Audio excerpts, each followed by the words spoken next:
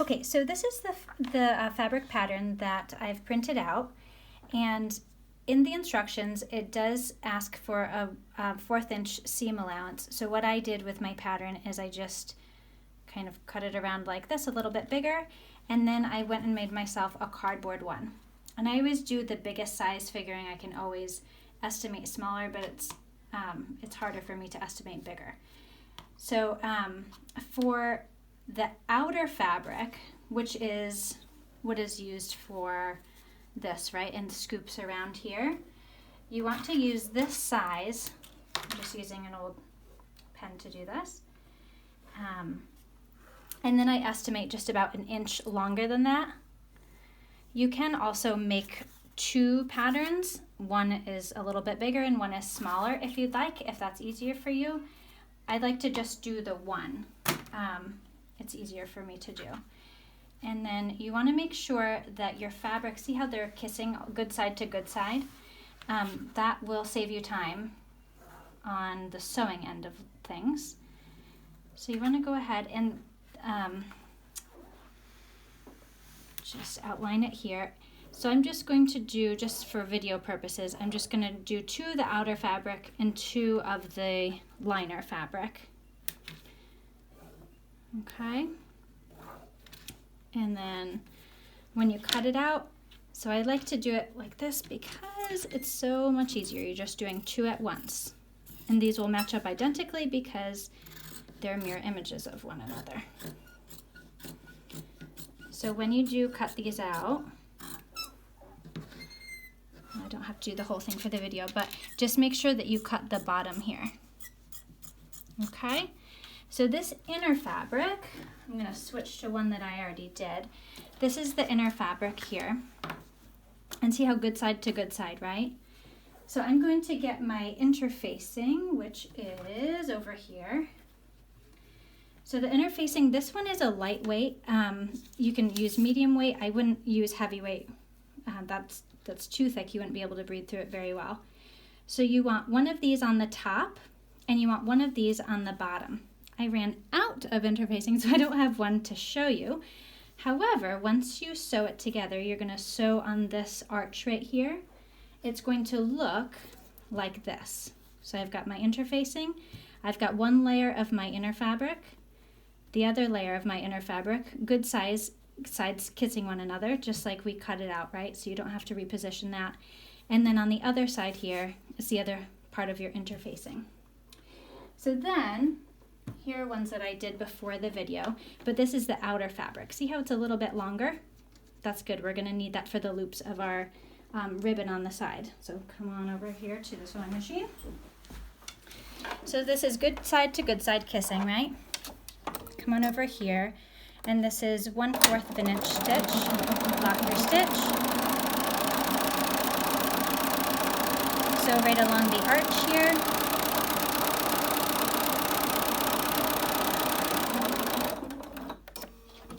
And that's that. You're going to do that, like I said, with the interfacing, inner fabric, and then the interfacing again. And then you will sew them together, as in my next video that should be clipped onto this. Thank you. Okay, so here we have the inner fabric. This is the inner fabric, this is the interfacing, which is the middle layer, and this is the outer fabric. The only difference with this is it's a little bit longer to leave room for our loops. So for the outer fabric, I'm going to turn it right side out. See how you can picture that being our mask, right? And I'm putting it in between here. I'm lining up my seams. And I'm making sure that all 3 layers are in line. Like this. I try not to do any pins because that's added holes and I don't want holes in my fabric. Putting it down, I'm making sure that my needle is going right to the edge of my interfacing, my inner layer. I'm locking my stitch by back stitching. I'm leaving about a 1/4 inch seam allowance, and then I double check that my corner is in line, or my the little top of it. It's really important that all 3 fabrics are lined up and that the inner fabric is locked in with our stitch. We don't want any gaps. And then again, I go to the end of my interfacing, back stitch to lock it off. I'm being a little hasty with my thread cutting because it's in the inside. Again, I'm lining up this seam with this seam, outer with the inner. I pinch it with my fingers, make sure all my fabric is lined up, all 3 layers, not putting in any pins, putting my needle down so that I'm going right to the edge of my interfacing.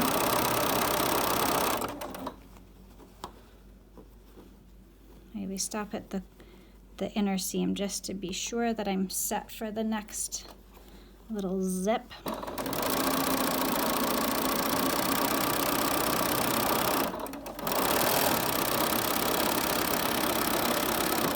The back stitch. You can be hasty with your cut. Now for this next part, I'm flipping it right side out, so I'm going right in between the fabric. It's a little stiff, and that's a good thing. I try not to crumple the interfacing if I can help it. We want it to be as stiff and rigid as it can be, so it holds the form of the mask. And then this is the fabric that doesn't have the interfacing in it. This one does.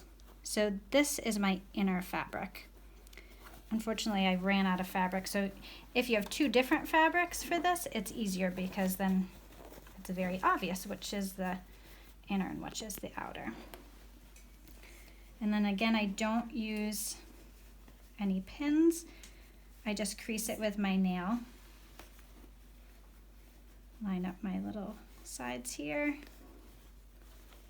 Make sure it's all nice and stiff where my seam is, so that when I'm sewing, I don't make mistakes. Okay, the next part I do, I'm on the front now.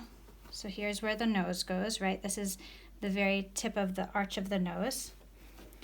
And I'm just using the edge of my presser foot as a guide. Back stitching. Right here I'm making the slot where the little piece of metal will go for the nose. And you can use lots of different things for this nose piece. Everybody's just using what they've got. Some people are using clip hair pieces, pieces of aluminum. My husband welds, so these are the little aluminum welding sticks. What's it called, sweetie?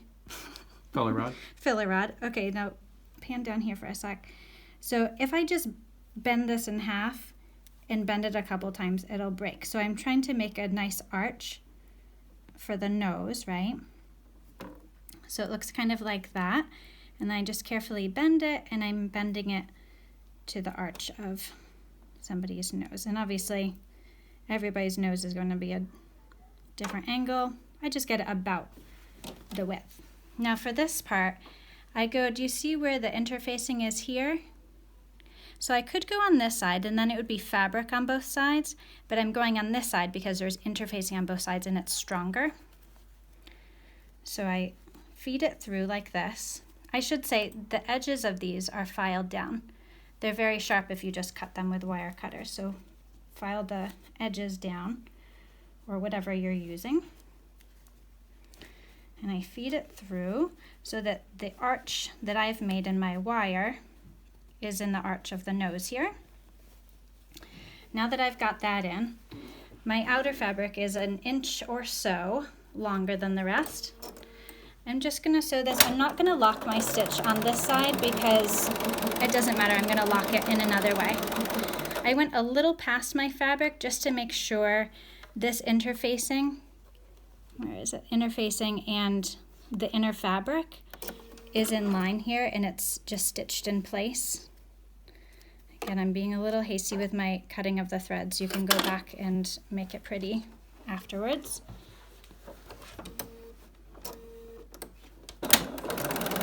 This isn't a total necessary step, but I do this so that when I thread through my ribbon at the end, it doesn't pull it inside out and show these little threads coming out. Plus it'll just decrease the amount of uses you can get out of these.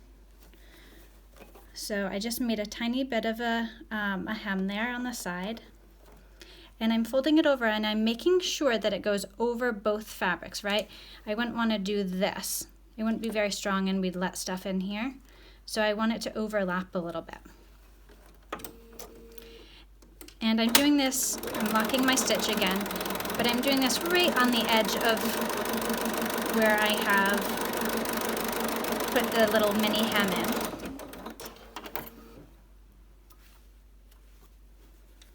Okay, and we do this on both sides. So this is making a hole so that we can string our ribbon through. I've chosen to use ribbon instead of elastic because the way we are supposed to be sanitizing these is putting it in the sanitary load in your washing machine or boiling it in hot water. And elastic does not like hot things. It decreases the life dramatically. And we would like all of our hard work not to be put to waste. We don't want these going into the trash. We want people to use these, wash these, reuse these, right? So I'm doing the same thing again, making sure that this is holding my interface in place. Got a little stuck.